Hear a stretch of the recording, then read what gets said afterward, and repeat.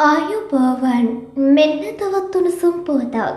විභාග දෙපාර්තමේන්තුව සඳහන් කරන්නේ සාමාන්‍ය පෙළ 2024 විභාගයේ සෞන්දර්ය විෂයවලට අදාළ ප්‍රායෝගික පරීක්ෂණ මේ මාස 21 වන දින සිට 31 වන දින දක්වා පැවැත්වෙන බවයි.